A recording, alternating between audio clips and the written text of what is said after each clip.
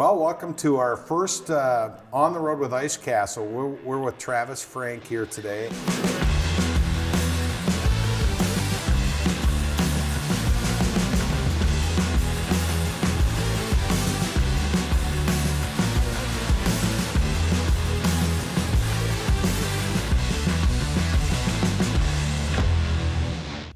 We kind of had a little hiatus, Travis, and we thought, what better way to kick off this year's Ice Castle, On the Road with Ice Castles, than to have my friend here from Ronshare Outdoors, I guess, mini hats. Welcome. We're actually shooting in your place here today, which is kind of fun. Well, thanks for being on with me. Thanks for making time to come down here. We're in one of our studio spaces here. We don't film a lot inside because we're an outdoor television production company, but occasionally we'll set up here, and depending on the backdrop, you could probably drop in a beach, you could drop in a forest or a prairie, whatever you want behind us. Put some ice castle stuff. You can put some ice castles in the back there. Yeah, absolutely. Exactly. I met you out at Ice Castle. They were doing their anniversary. Of course, you've done a lot of stuff with Ice Castle. You have an Ice Castle, which I thought, what better way to to have you on and talk about some Ice Castle stuff. But sure. I think more importantly, just some of the few minutes we spent here before the show, just talking about your life and how you started and some of the things that you've been through with your TV career. And I thought we'd maybe start there. Tell me a little bit about your passion. You grew up in the cities or outside of the cities a little bit here. Yep. In Minnesota, I grew up about an hour west of the Twin Cities. So it was a small town at the time, and we lived in a small neighborhood. Both my mom and dad came from a farm family, so that was western Minnesota. But then they moved to the place that I grew up, and we had wildlife in our backyard. Fortunate to have this beautiful place. It doesn't exist anymore. Nobody in our area that didn't grow up there would never believe what it looked like, because it's 500 homes in a bunch of neighborhoods all connected, and there hasn't been a deer, a duck, or a pheasant on that property in 20 some years. But I got to experience that growing up, and that really shaped my life. I became a fishing guide when I turned 16, just obsessed with hunting and fishing and everything outdoors my whole life. And my passion, I would say, to fish, I learned how to catch muskies and other fish that people wanted to catch. And I was catching a lot of them. And so when I turned 16, I took my lawn mowing money and bought a boat and started guiding people. And that really has kind of, launched my career to what it is today. I ended up taking Ronshare out fishing, and we hit it off at a time when he needed some help.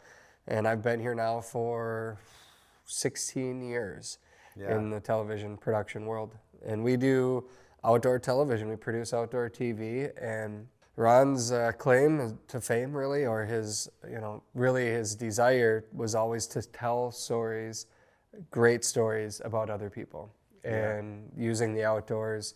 And that's really what I've tried to continue while in this position. Well, one thing I've really noticed about all of your team is how well you tell stories. And, I got to know Boyd Hooper a little bit, and he's an incredible storyteller. One of the best. I had a son that had cancer when he was in high school, and he did a story on him and the state hockey team, and just how well he tells stories. And he does it in such a way, and I see that same thing with your team, is just asking questions and letting people tell their stories. Which is what do you think is your biggest asset, storytelling asset? When we go out in the field, our goal every single day is to tell a story about somebody else, and really not make it about me, making it their story and letting their story come to life. So sometimes you just listen. You have to listen. And then when you listen, people start to talk and they tell you information, and then you can ask more questions. And then through the questions, their story comes out. And then you get to spend time in the field with them too, learn a bit about them, and genuinely caring about their story, I think helps too. It helps the editor that's going to be working on putting the story together after I write a script, but just being able to be present in that experience with other people and remembering that this is their story. And our goal has always been to, at the end of the day, I want you to be proud of this story that we're going to tell about you. And that's what we tell people when we show up too. And we're fortunate. You talk about Boyd in the newsroom, of quite a few of our videographers over the years and still to this day came from the news department. So they're inquisitive. They're looking for those pieces that kind of put the story together, and they're capturing it with the camera. And then we work together and we tell those stories when we get back into the office here. Tell me about the process from start to finish. Like, how do you come up with your ideas? How do you come up with your stories? Where do you start? Well, we're fortunate that we have a lot of really passionate viewers and listeners to our TV shows and podcasts, and they're really connected to what we're doing. So we get a lot of them sent to us from people that are listening and say, hey, I think I have a great story for you. And I say every time, I want to hear it. You know, tell me more. And then I work with the people that I'm always watching, you know, in the outdoor. And with social media, you can really find a lot of cool, passionate people. So I'm always searching, but then people also come to us with story ideas. And then from there, we set it up and we say, all right, well, the thing with the camera is you have to see something happen. Like right now, we can sit and tell stories for days. We can just sit here and talk. Yeah. But when we're producing television, we have to see things happening. So a story that unfolded last week or last year is a great story for podcasting or for a newspaper article, but with TV, the camera has to see it. So we always go into the field with the goal of capturing things that we don't know we're going to experience yet. But the beauty of the outdoor world is it's unpredictable, and that's why people, I think, really want to see what's going to unfold, because you never know. Mm-hmm. You really never know. Wild places, wild animals, birds, fish, and you can have the best story and have no fish or no animals, and but I'm sure you have some tricks there too. Like, you have a great story. The trick is just really hard work. Yeah. And our videographers are very passionate about capturing that. We go into wild places and we try to give ourselves enough time to capture what really happens. Nothing is ever scripted. We don't script it. We don't fake it. There's no planting of anything, no birds. You don't say, all right, cue a pheasant. We're going into wild places and weather and wild birds, wild animals, fish. You know, I mean, there's no set the hook twice and then reel it up. We just don't do that. And so we've just tried to go into it knowing that we need to give ourselves enough time to really let an experience unfold. And then the cameras are rolling to capture that. If you fail, that's usually the best television. Yeah, I can imagine. Yeah. Like, how there has to be some epic shots that you failed on. Oh, yeah. I mean, the amount of misses that have been captured over my shoulder in all the years. You know, I produce several TV shows at our company here. Yeah, I've had my share of misses and the big ones that get away. And ultimately, it's relatable.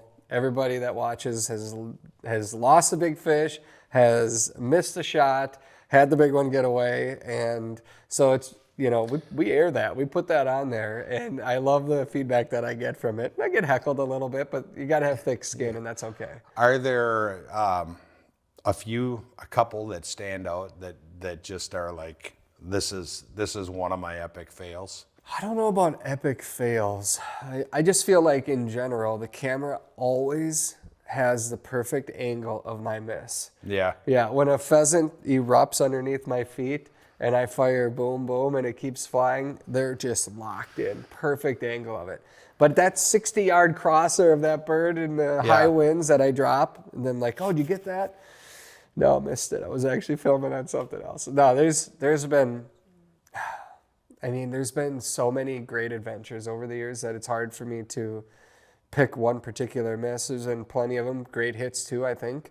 But really, what stands out to me is in this role that I'm in, and the ability to, you know, be able to go out and capture these experiences and tell stories, are the people and the places. When I look back years from now and say, gosh, look at what I have experienced. I mean, there's people that are watching this that are going, God, that would be my dream job. That has to be every day you have. I mean, it's work, right? You still you're filming in uncomfortable situations, cold, rain, all that stuff. So I mean, it's not The thing easy. is, I love that. And that's the weird thing. I love that. The struggle is an important part of every great adventure. Yep. The worst experiences are the most memorable. When it goes perfect every time, yeah, that's great, but it doesn't stick with you. And so I love a good struggle, fail, and then the success that may or may not come with it. But the problem is, yeah, we're working. And even though I love it and I live this life and I could be out there 365 days a year and I want to be, I'm also bringing a cameraman with into the field too. And they may not love that experience as much as I do. They're trying to capture the shot and they're trying to be in the right place at the right time. And that's a lot of gear. We'll take Alaska, for instance. I mean, we were up in Alaska in some bush country and a plane dropped us off, but we had to get out.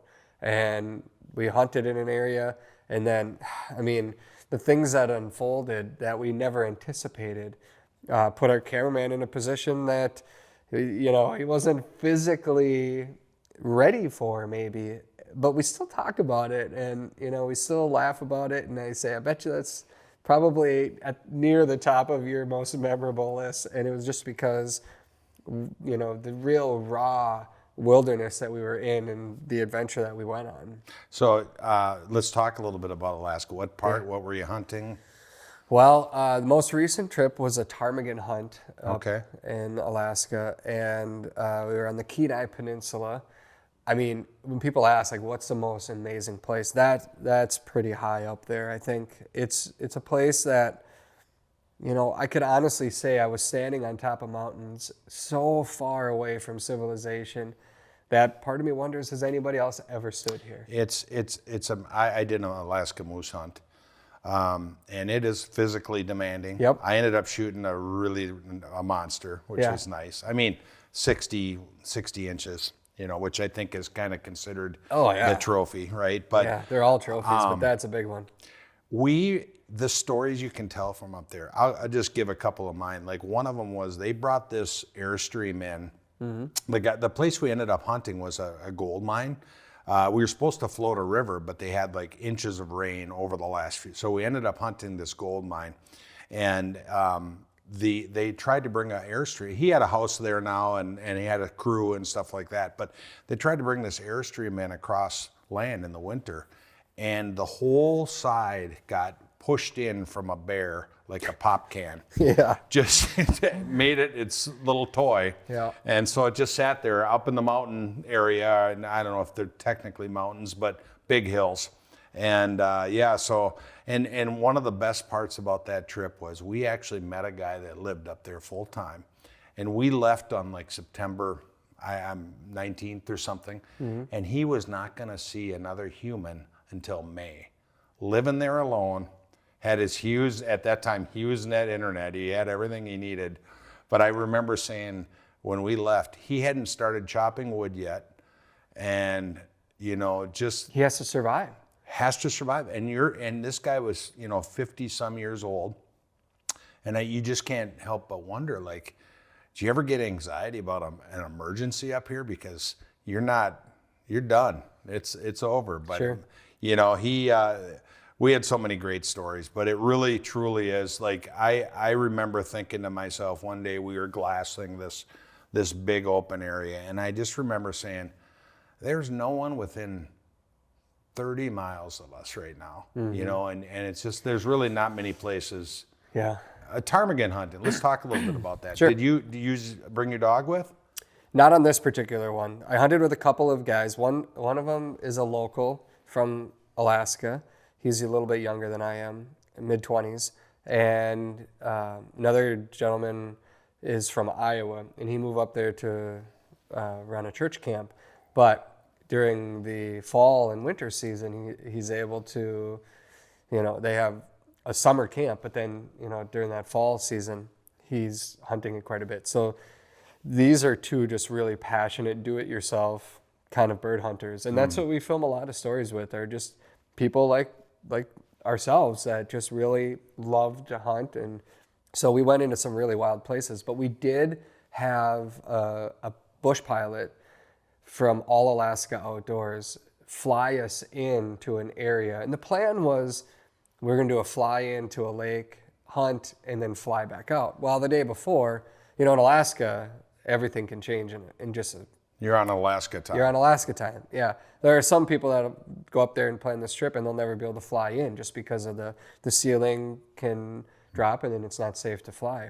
And I've experienced that too in a different adventure. But yeah, so he comes the night before and he goes, can't do it. Can't fly in tomorrow. And said the ceilings are going to drop by 11 a.m. We won't be able to get out.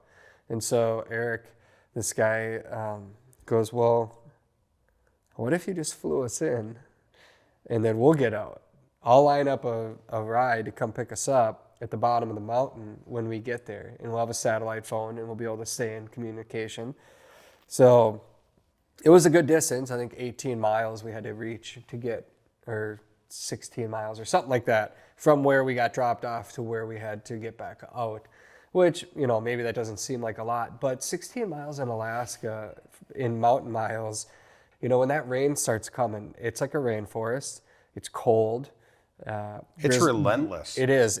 Grizzly bears. We're packing right here. Yep. And if you're not, you don't have people. I watched a video. They showed me a video of a bear charging one of their friends, and everybody that might go into bear country has an idea of what I'm going to bring bear spray. If it's not right here, Yep. accessible, or on your belt right here accessible, don't even waste your time bringing it. You have 1,000, 1,000, you're dead. You're dead. And they want to eat you. Yeah, and they're coming, Yeah. they come so fast. And so after watching that video, I was like, wow, that's insane. So we're in thick cover. We had dogs. I didn't bring mine, but we got dropped off. And the pilot said, I'll drop you off. So one of the most amazing bird hunts I've ever experienced. The ptarmigan, there's whitetail, there's rock, and there's willow ptarmigan, 3 species up there. And the hunt was just amazing. And then the weather that was preventing us from flying out hit.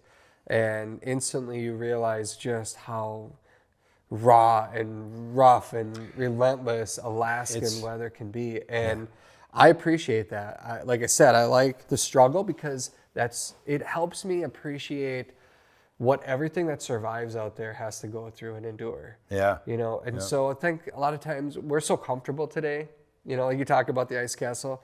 I didn't grow up fishing in a beautiful ice castle. I grew up sitting on a bucket and chiseling a hole and walking out across the lake and having to figure out how to get through the ice to get down to the fish, and the elements were cold. And now today, part of the reality is I think I want my kids to experience that too, the struggle and the suck that comes with those adventures, because that's when you can really learn to appreciate what you have. Yeah. And so back to that Alaska story, we did get out, but we had these big packs in case we got stranded. We had enough first aid to really sew a human back together if we needed. And we did have satellite phones, but our adventures really overlapped like 2 days, because what we didn't know at the time is once we got down from the bottom of that mountain, the road is a one road coming into that area, and they were actually blowing it up with dynamite that night to do some work on it. And we didn't know this, so we got stranded on a road that got blown up.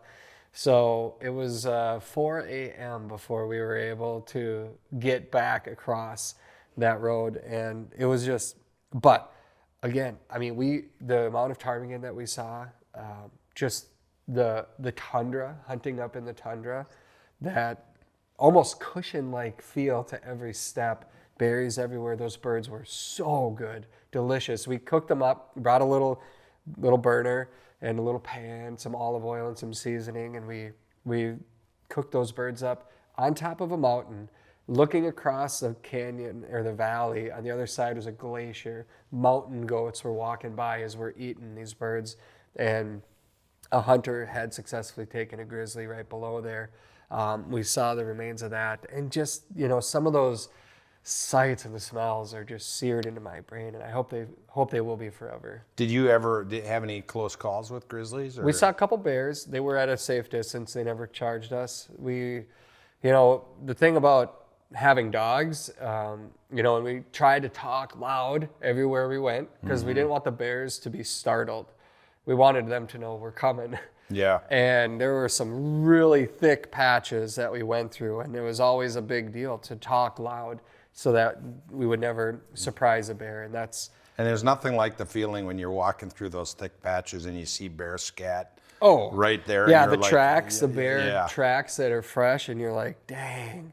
And you look up on the side of that mountain, and there's a bear over there. And I mean, it's real amazing country up there. I remember the guy that was eaten alive with his, and he would try to be the bear's friend. I'm like, they do not want to be your friends. They may put up with you for a while, they may leave you, but eventually something is going to get them where they're like, I think I'm gonna eat him today. You know? So, yeah, they're a wild animal. Yep. And we before we turn the cameras on, we talked about dogs, and I think a lot of people think about dogs today as their family. And yeah, they're part of the family, but they are still a canine. Mm-hmm. They're not that far removed from a wolf or a coyote. There's a pecking order there that there's an alpha in the pack. And if you don't fit into that pack, you get killed. We'll talk a little bit more about dogs here, but I was up fishing on Great Slave Lake up in Northwest Territories. Yeah. And I was up there twice. I was at Slave and I was at Bear. The time we were at Slave, you land a 737 jet on this runway, on a gravel runway, right? And one night they had these huge barbecue ribs. I mean, they were the biggest ribs I've ever seen, right? And so after dinner, they took us up to the airstrip that we landed this jet on, and we throw all these ribs out onto just off of the runway. Well, out of the woods comes these Arctic white wolves, and of course this was a long time ago. So I had a little video camera, but I would love to have done it today, right? Yeah. These wolves came out of nowhere. It's kind of like the cornfields in losing my thought there, but anyhow, where they come out of Field of Dreams. Field of Dreams. There you go. Sorry. These wolves came out of nowhere, and the pecking order. When you watch them, they would come up and they were eating these barbecue rib, and they were snapping like toothpicks. Like you would hear them just go snap, snap. And they're this big, and these wolves are but you waited, you saw the pecking order, and the alpha male came out first, and then finally the little ones over there got their chance, and they'd look around, and it's pretty incredible. Let's talk about dogs. What's we were talking about you've had a few. Obviously, Ron's had a number of. Well, there were 3 ravens. Raven 1, Raven 2, Raven 3, and yeah, I mean, Raven was the star of the show, and still, Raven still is and always will be a part of this company. Yeah. So Daisy is mine. Yeah, yep. Daisy is. Got to meet Daisy a little bit yeah, ago. She's in office. We have probably 7 or 8 dogs here regularly. Oh, that's from cool. Our employees, and so Daisy is a mix between an English setter and a German short-haired pointer. So she's a poinsettia. She's a mix. She's a mixed breed, and she is a heat-seeking, bird-finding missile. Most people, when they see her hunt, they think it's just an eye-opening experience because she is flying through the fields out there. It took us a while to harness it, but she is just an exceptional bird dog. A one-track mind. She wants every single bird, and she will find them.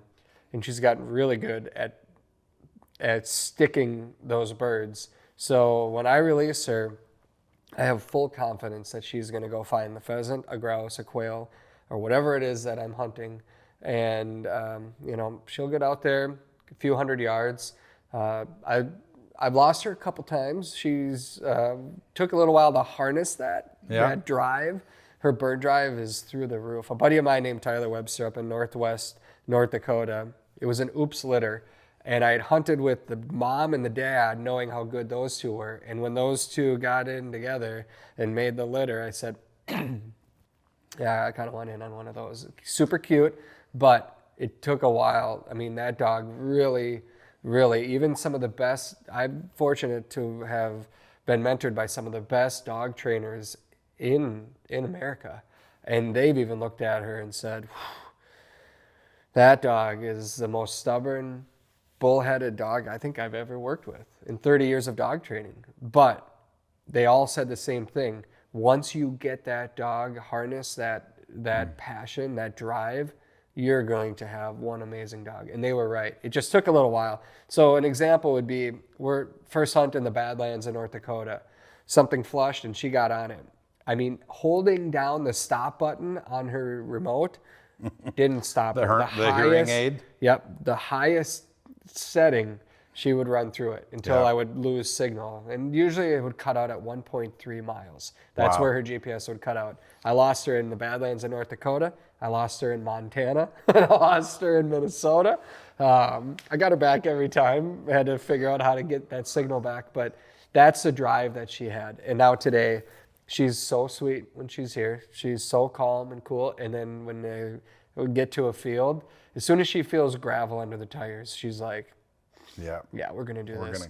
Yep. You know, it's the old saying, you can always take it out of them. You know, I'd much rather have a dog that has the You desire. can pull a rope back, but you can't push a Yep, rope. That's what every dog trainer would say. And I remember being so frustrated by that, hearing it so many times. And I would tell people, do not tell me you can Yeah. pull a rope back, but you can't push it one more time, because I am losing it with this dog. Well, we were talking, and I used to run field trials Yeah. with Labradors for a lot of years, and all the really good dogs are the ones that are a little bit crazy. And the thing that people don't realize is, they, just like you were talking about, they are dogs. Yeah. And I see these people that have they're all good intentions, right? They have these dogs and they let the dog jump on them. And I'm like, I can fix that in 2 minutes. It's so easy, but Right. you have to sometimes you got to use, you got to be the alpha male. You have to be. And tell them that's not acceptable. And dogs actually appreciate that. And they want boundaries. Just like kids want boundaries, dogs want A happy boundaries. dog is a dog that knows its role Yeah. in place in the pack and responsibilities. Without that, they're lost. Yeah. Anxiety. You hear people talk about, my dog has a lot of anxiety. It's because the dog doesn't know its role in the pack. Yeah. It doesn't know what it's supposed to be doing right now. And so when left to fend for themselves, they pretty much lose their mind, right? Yeah, yeah. And so that's why a dog that knows its role in the pack is a happy dog. I think talking about dogs a little bit, I think the dogs that scare me the most are dogs that are skittish, like fearful kind of dogs. And I was talking to someone the other day about that. Like, an aggressive dog is not the problem, because the aggressive dog you can treat like and say, nope, that's not your role in the pack. Yeah. But a fearful dog is a little harder to because it's So when you're walking up to knock on some farmer's door to ask permission, how do you read that dog? how do I read it? Yeah. Well, if their tail is between their legs, Yeah. that's usually my first worry, and then you see people like, and it's hard to do when you're afraid. I was talking to someone yesterday about being afraid of a dog, and it's hard to tell someone this, but I always, when I go up, I'll go up and it's when you see people go, and the dog goes, they don't know what to expect. What's this Yeah. guy gonna do? So it's You like, offer your hand. yeah. And they come up and then they can sniff it. Yeah, right? and I always do it the other way, Okay. like backhand. Yeah. Just because then I can still use my hand. Have you ever been bit? I've been bit. I've been bit. I had a pro trainer friend of mine once that had this mean Rottweiler, and these people loved this dog, and they loved the dog, but the dog was aggressive. And he said, well, I'll see what I can do. And I remember he had one battle with that dog, and he basically said, no, you're not going to do that, and went to town with the dog, and the dog was lived to be 12, 13 years old and never bit anyone. And I think and we're getting a little off topic here, but I think the biggest thing is you need to be firm with dogs, and they will be much better animals for you than just letting them rule the roost. And I think it starts with their food. You know, the first time a dog ever growls with food in front of them, you know, you need to get that under control. But that's enough of that. So tell me about your family. 4 kids, wonderful wife. We love the outdoors. We live an outdoor lifestyle. I just 2 weeks ago took them all to North Dakota on a bird hunt. My wife shot her first pheasant out there. Wasn't her first time hunting with me, but first time pheasant hunting. Both my boys, they were hunting as well. And my daughter, my youngest daughter, she's 2. She was in my backpack and carried her with. And then my 6-year-old daughter, she walked alongside as well. And, you know, they just, I don't know, I guess we've made the outdoors our normal life. We hunt, we fish, we spend time outside, and we really cherish time together and time outside on those adventures, learning a lot from the land, learning a lot from the animals that live there. But they really come to appreciate it, I think. They've been able to experience quite a bit. We've tried to bring them into places so that they can learn by seeing, feeling, touching, doing. And they love to fish. We love to camp. I mean, back to the ice castle, we've spent a lot of days in the ice castle. I mean, I've taken my son on his first hunting adventure for pheasants. We went out to the prairie in North Dakota, and we brought the ice castle out there, and just he and I camped out there. And well, I shouldn't say he and I, and our cameraman, because we filmed that episode for a hunt for the flush. And yeah, it was the first just real bird hunting adventure for him. We'd hunted near home, and you know, he's turkey hunted since he was 6 years old. But this was he and I going on a real cool adventure. So Father-son trip. Yep. And home base was the ice castle on the prairie, where we cooked our birds after the hunt. We, we could hunt literally from the front door of that ice castle, and we just started walking out there, and we got birds, and we came back, and we enjoyed them and watched the migration. Everything about that trip was unforgettable. Yeah, those are the special moments. Yeah. And do you always find yourself, like, do you go on trips without the cameraman sometime? Yeah, sometimes. I just spent 5 days up in the Northwoods for Minnesota's deer season. And, you know, that's one of the first times that I haven't had anybody else with, where I could just go get lost in the woods by myself and just be for a little bit. Yep. Wasn't trying to make sure that I had a young kid taken care of, no snacks, none of warm gear for that. I was just back to what I grew up with, which was being alone in the woods, trying to understand a really smart wild animal and outsmart it. And to me, that is just so rich. We do a lot of filming here, and my time is spent with my family when I'm not on the road as much as possible. But I try to find moments or times where I can get out in the field, just Daisy and I, go for a walk, or go sit in a deer stand and just be present in the wilderness for a little bit. Because I know that's healthy for me. It's not what it once was, and that's okay. Most of my time is spent helping them, bringing them out into places, or here on the road filming. So you do, obviously you're passionate about the outdoors in general. Yep. You hunt a lot of birds. Yep.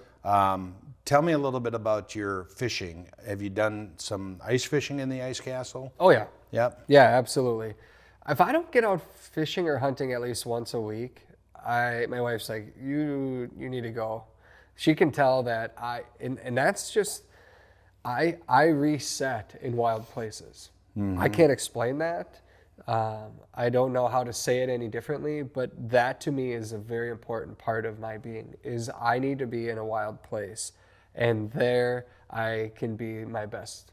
I love the fact that you say wild places. That's kind of what constitutes, I mean, like, how did you come up? That's kind of Wild places. What constitutes a wild place for Travis? Anything not inside a building. I am not an avid indoorsman. I'm an avid outdoorsman, and wild places are just that. I mean, something that's left to be the way that God intended it to be. Yeah. And wild creatures living there. Sometimes it's on a lake. Sometimes it's in the wilderness. Sometimes it's in an open meadow, a field, a prairie. But just that's where I recharge. That's awesome. Yeah. That's awesome. Have you fished Red Lake at all? In Minnesota? Yeah. Absolutely. Yeah. Yep. We just haven't said anything about this, but we're giving away a ice castle this year. Really? How do I enter? Well, you just be there. You just be there. It's it's the ICOG event. Oh yeah. We Yep. filmed a story about that a few years ago. So this year's the 10th anniversary of ICOG. We'll be doing a podcast probably with some of the people from ICOG here. But it's 10th year. Okay. So I talked to Brett and Jeff, and I'm like, we got to do something fun and special for this event this year. And lots of loyal. Of course, there's people that don't have ice castles that go up, and that's fine. But lots of loyal ice castle people up there. It's at you go out of JR's. And what we're doing this year is they're building a custom ice castle, and one of their charities is Band of Brothers, which is a tremendous charity. So they're building this ice castle. It's going to have kind of a military theme for our veterans, but it's also going to be kind of a unique ice castle in the sense that it'll be pretty good for early season ice, and we'll probably get it out there and show people a little bit in advance of that, because what we're designing it for is that you can get a UTV in the back, get to Red Lake or wherever you're then going, haul it out with and your then ATV. haul it out and then pull. I think the ice castle is going to come in around 2,000 pounds. That's so pretty it'll light. have enough. It'll have enough features, to be comfortable, but yet be light enough. And then one of the other really cool things is we're working with a lot of other vendors, and we're going to fill it with some stuff. We're going to put some good gear in there. So we'd love to see it come up to ICOG. I'd love to be able to do it. Yeah. I mean, it's a great event, and we were fortunate to go up and film the ICOG story a few years ago and just see the passion that comes behind it. I mean, it's a whole nother world that we're in right now with these amazing ice castle fish houses that we're able to fish out of compared to what I grew up with. I remember, my first ice house that I fished in was those old canvas tents that came in the box, and then you set the poles up and you clicked it, and there was basically like a suitcase that opened, right? Yeah. And then from there we had custom ice houses. My grandpa had one, and he built that himself. And then in high school, a couple of my buddies, we built our own in shop class. So it was a school project for us, but we built it with wheels. And so that was a big deal. We never really got the frame and the actual wheels to be perfect. Like there was a definite bow to them based on the weight of the frame that we welded. But we were in high school and we were learning, and we thought we need one with wheels so we can take it somewhere. And then the jacks. So not saying that we were ahead of the craze, but it was before Ice Castle was a thing and before these wheelhouse revolution hit the world. But today, the luxuries that we have, I mean, my family and I, we've been to the Black Hills in ours. We camp in the summer. We go camping in our ice castle all the time. It's a hunting camp, it's an ice fishing house, and it's our family camper. Yep. And that's what so many people use theirs for today, and we're no different. And we love the amenities that we have in it. We have the modified, Brett and I kind of sort of modified a little bit of the trophy hunter, because they've always been good about being able to customize your houses, and so I knew a little bit more after my first ice castle. I'm like, I think this is how we need to do it. Now with 4 kids and having space for them, so the bunks up in the front, that's a big deal for those young kids. Yep. Our kids are 10, 8, 6, and 2.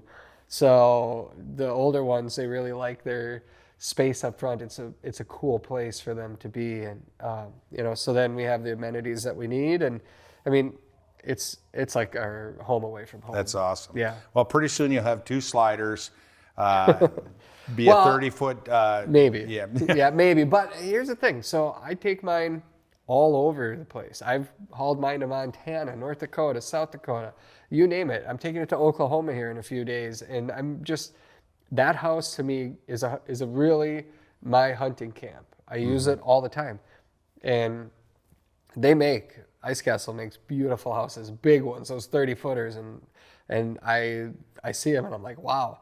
But I also don't want to get that thing buried in a gravel. Well, and it's almost like you need two, because you got that, because yours is nice for being portable. Like it's not super big. So it's 18 feet Yep. instead of the 17-foot Trophy Hunter. It's Okay. 18 feet, which is a tandem axle with a V. So I've got a half-ton pickup. I can pull it no problem, 70 miles an hour down the freeway, and I don't have any issues. I have friends that have some that are a little bit bigger, and they say, I don't really want to travel as far.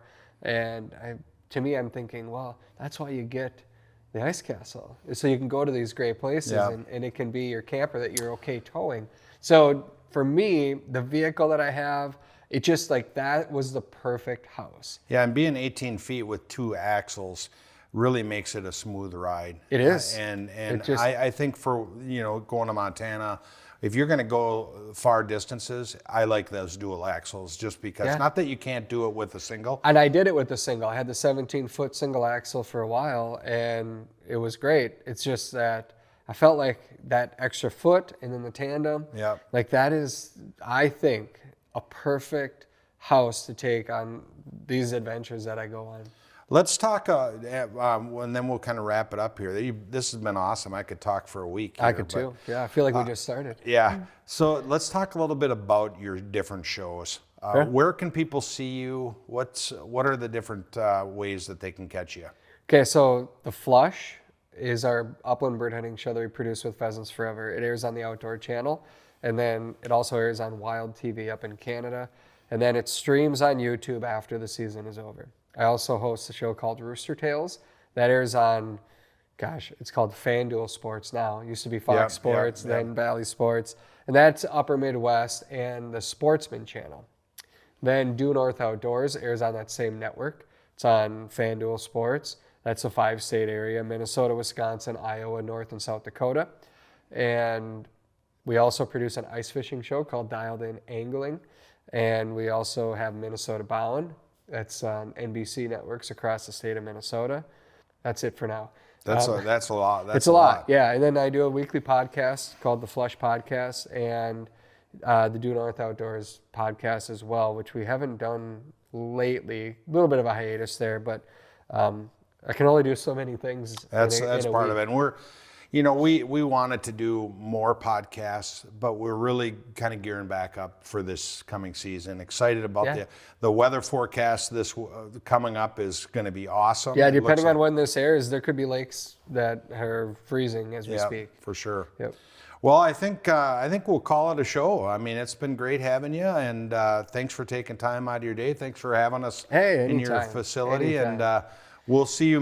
Hopefully, we'll see you up at ICOG. That would be great. And I think, one thing that I've always tried to do, and I hope people will consider this, is, take a kid or introduce a kid to the great outdoors. Well, take them on great adventures. And, whether you're in an ice castle and you have the ability to go to a great place, take your family with. Don't miss those opportunities. I just took mine to North Dakota. They got to experience what the migration looks like. Thousands of snow geese flying over their heads. That was a goal of mine, I wanted them to see that. In central Minnesota, people don't get to see the real migration. Yeah. They saw a bull moose walk across the prairie. That is something they're still talking about. It's grained in.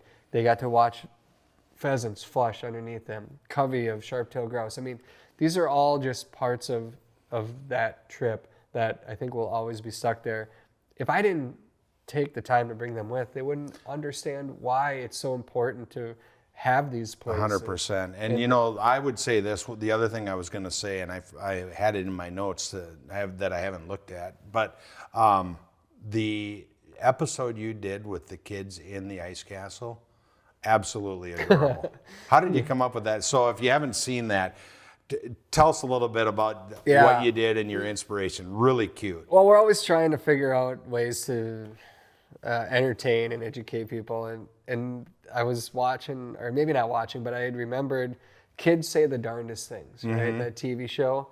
And then there was also some commercial that was running where this guy would sit at a table with all these kids and he would ask them questions and they would just give you the funniest answers. And I'm like, kids know a fair amount about fishing. I'm going to bring them out into my ice castle. We're just going to sit. I'm just going to ask them questions and then just roll. And we basically just cut together Kids Say the Darndest Things about ice fishing. And when the baby fish is born, what are they called? Minnows. Fishlets. Fishlets? When a baby fish is born, they're called a fry. French fries. They're called French fries. They're called French fries. That was a 5-minute segment that could have went for 25 minutes. I had a hard time cutting things out because they're so cute. Young kids. for and sure. they're You talking got to about check the it out. fish. Where could they see that? Is there some place? Oh, it's probably still on our YouTube page on, what did I even call it? I apologize. I don't remember the name That's of okay. it. But yeah, you guys might have it, I think, as well. But yeah, it's fun and kids just are genuine. And that's just the best part about kids. And you bring them out there and they enjoy it. And you don't know where it's going to take them. But for me and my family, introducing them to some of these things have really grown in appreciation. And I always tell people, someday they're going to be the ones that have to make the decisions to protect our wild places. If they don't know anything about it, why should they care? It's not going to be important to them. Well, thanks again. Appreciate it. Yep. Thank All you. right. Good luck the rest of the fall and the winter. Appreciate it. Good luck to everybody ice fishing and hunting the rest of the season too. And by the way, I should mention this has been brought to you by Granite City Motor Car up in St. Cloud and Ramsey. So they big supporter of ours, and lots of great episodes coming up. So good luck, and we'll see you down the road. All right. Appreciate it.